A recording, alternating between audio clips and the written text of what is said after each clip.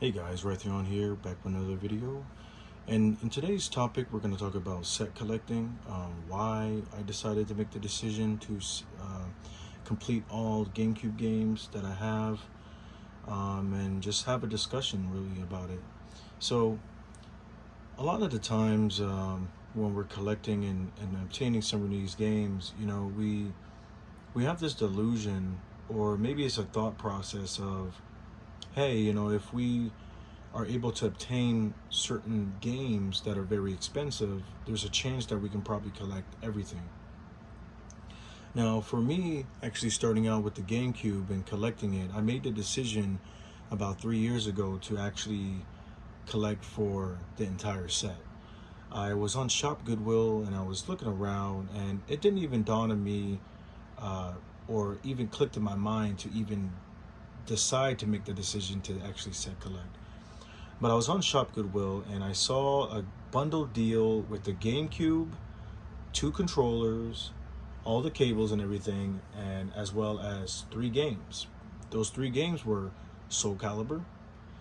The other one was Rogue Squadron. I think it was number 3. And the last game was a Madden game. It was like Madden 2004 or 2005 for the GameCube. I picked up that bundle for, at the time, almost 4 years ago, for pretty cheap, and you would consider it affordable. It was about 90 something dollars for all of that.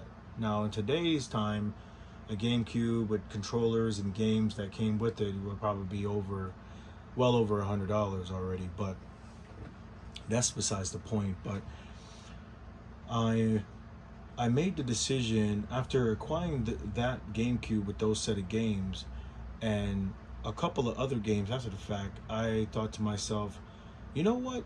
I am going to make the decision to actually collect every single complete in box North American Black Label set for GameCube. The set that I'm going for includes Pokemon Box, and I am going to collect all of them.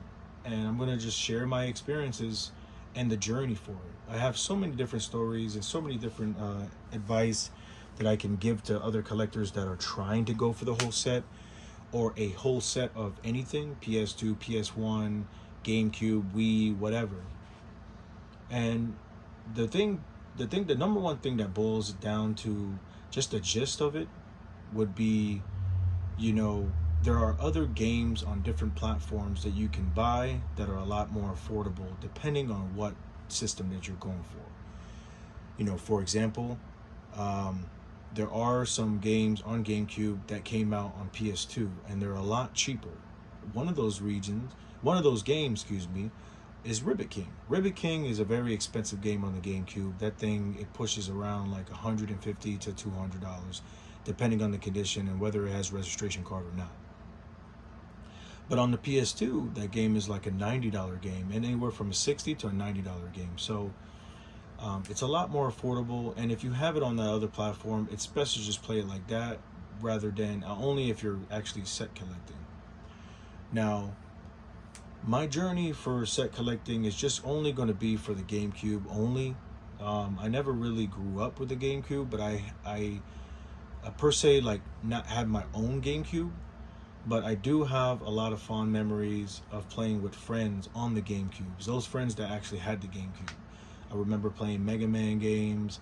I remember playing Mario Sunshine. I remember playing all of those type of games, Double Dash, all of those different types of games. And I just have so much fond memories of playing with the GameCube.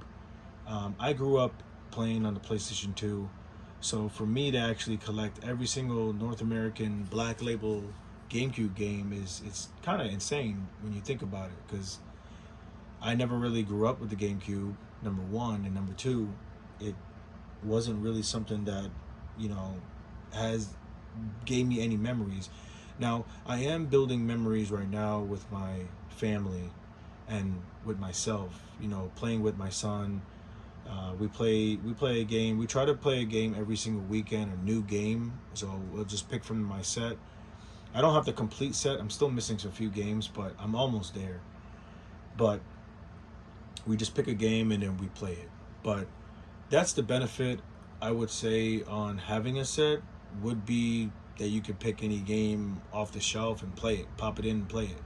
You know, there's no need to actually, you know, look for the game or download it and then put it on your system or whatever and then play it. But set collecting is not going to be for everybody, and this is going to, you know, to conclude this video, it's just not going to be for everybody. Everybody has different goals, you know, different things and different avenues that they want to achieve in their collecting aspect. Mine would be to finish the GameCube set, and like I said in my past video, finish all complete in box Pokemon games, because I am very fond of Pokemon. I grew up with it, and I don't have the urge to actually play any of the Pokemon. I'm just going to be 100% transparent with you guys. I don't have any, you know, urge to play any of them. Maybe the newer ones, but the older ones I don't. I'm solely treating them as art, you know. So having those and having that nostalgia and keeping them with me, you know, up until my years when I do get old, is, and then sharing those memories down with my kids is going to be a great thing. But just remember, guys, set collecting is a choice. You can decide whether you want to set that goal for collecting for everything, or if you want to just set your goal for just being able to collect for certain things instead.